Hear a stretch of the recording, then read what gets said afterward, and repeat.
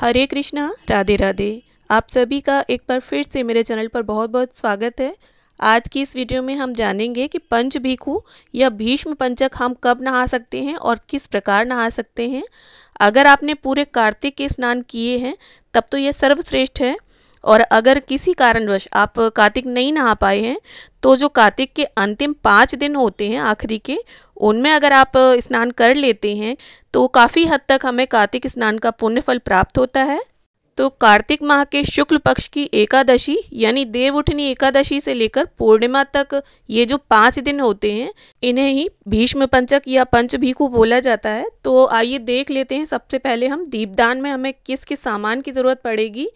तो देखिए, यहाँ राई और एक आंवला और चौघड़े में मैंने चंदन, रोली, हल्दी, अक्षत लिया है। अक्षत वैसे एकादशी को अगर आप करते हैं तो नहीं लेना है। और साथ में सफ़ेद तिल लिए हैं। आंवले का आप पाउडर भी ले सकते हैं और सूखा आंवला भी ले सकते हैं। और इसके साथ ही देखिए, हमें एक दीपक चाहिए होगा। और दीपक आप छोटा बड़ा कैसा भी ले लें, मिट्टी का, आटे का बना सकते हैं। बस आटे को जब गूंदे तो नमक ना डालें उसमें। और इस प्रकार से देखिए 4 बाती का हमें दीपक लगाना होता है, चौमुखी दिया लगाना होता है। तो आप रुई की 2 बातियां बना लें इस तरह से जैसे मैंने दिखाई हैं। और इसमें देखिए आप सरसों का तेल भी ले सकते हैं, तिल का तेल भी ले सकते हैं और घी भी लिया जा सकता है, क्योंकि देखिए देव उठनी एकादशी होती है तो घी का भी दीपक आप जला सकते हैं। और ये जो दीपक है ये देखिए स्नान करने के बाद हमें जलाना है। जैसे कार्तिक स्नान किए जाते हैं 4 से 5 बजे के बीच में आपको ये स्नान कर लेना है। उसके बाद आप तुलसी पूजन करिए, सूर्य देवता को अर्घ दीजिए, कहानी सुनिए कार्तिक महात्म की, और इसके बाद पंच भिखु की कहानी सुनिए। और इसके बाद ये दीपदान आपको करना है। ये दीपदान आप तुलसी माता के समक्ष भी कर सकते हैं और विष्णु जी के समक्ष भी। यहाँ पर पूर्णिमा की पूजा की है मैंने, तो ये दीपदान मैं यहीं पर करूँगी। तो इस प्रकार से आप एक प्लेट पर स्वस्तिक बना लें, और यहाँ मैंने रोली से स्वस्तिक बनाया है। और फिर इसी स्वस्तिक पर हम दीपक को आसन दे देंगे। और देखिए, अगर आप डायरेक्ट ज़मीन पर रख रहे हैं इस दिए को, तो आप ज़मीन पर डायरेक्ट कभी भी दिया ना रखें। उसके नीचे थोड़े से अक्षत, तिल या फूल, किसी चीज़ का आसन ज़रूर दे दें, क्योंकि ऐसा माना जाता है कि अगर आप डायरेक्ट ज़मीन पर इस दिए को रखकर प्रज्वलित करते हैं, किसी भी दीपदान को अगर आप करते हैं, तो उसका जो पुण्य फल है वो इंद्रदेव ले जाते हैं। तो इस प्रकार से देखिए हमने दीपक का भी पूजन कर लिया है और उसमें तेल भर दिया है। और देखिए सभी बातियाँ अच्छे से डिप कर दें आप, जिससे दीपक जलाने में आसानी रहे। और देखिए, अगर आपने पूरे कार्तिक माह स्नान किए हैं तब भी आप इस दीपदान को कर सकते हैं, और अगर नहीं किए हैं तब भी कर सकते हैं।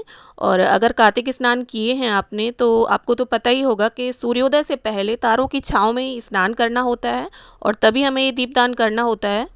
और कोई भी दीपदान हो अंधेरे में ही किया जाता है, या तो सूर्योदय से पहले या फिर सूर्योदय के बाद। और कार्तिक माह के ये जो अंतिम 5 दिन होते हैं, इनमें अगर आप स्नान कर लेते हैं 5 दिन नियम पूर्वक, सूर्योदय से पहले दीपदान कर लेते हैं, पूजा पाठ इत्यादि, व्रत इत्यादि कर लेते हैं, तो कार्तिक स्नान का जो पुण्य फल होता है उसके समान ही हमें पुण्य फल की प्राप्ति होती है। तो दीपक प्रज्वलित करने के बाद सबसे पहले अब हम तिल अर्पित करेंगे। और इसके बाद अगर आपके पास फूल हैं अर्पित करने के लिए तो आप फूल अर्पित करें, और नहीं है तो कोई दिक्कत वाली बात नहीं है।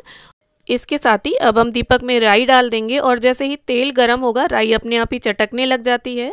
और इसके साथ ही सूखे हरे जैसे आंवले हों आपके पास, और सीधे हाथ में आपको लेकर इस तरह से दीपक के ऊपर से फेरना है। और इसको जब फेरते हैं दीपक के ऊपर से तो एक गीत गाया जाता है। इसे आप लोकगीत भी बोल सकते हैं या मंत्र बोल लीजिए, कुछ भी आप इसे बोल सकते हैं।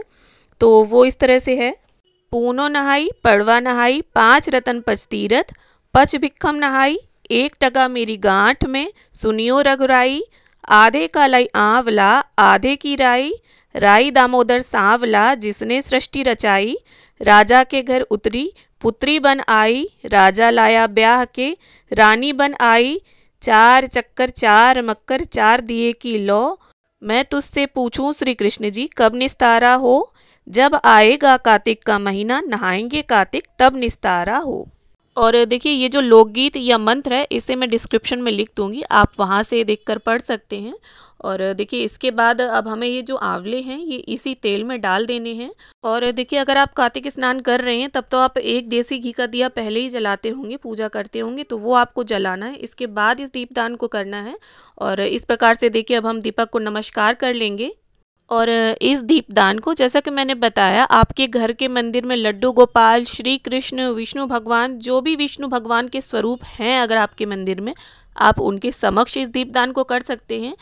या आप तुलसी मैया को भी ये दीपदान कर सकते हैं, क्योंकि कार्तिक माह में कृष्ण भगवान, विष्णु भगवान, लड्डू गोपाल और तुलसी माता की पूजा का विशेष नियम होता है। तो उम्मीद करती हूँ पंचभीखु स्नान की ये जानकारी आप सभी को जरूर पसंद आई होगी। वीडियो अगर अच्छा लगा हो तो इसे लाइक शेयर करें। साथ ही देवउठनी एकादशी और तुलसी विवाह पूजा विधि देखने के लिए चैनल पर विजिट करें।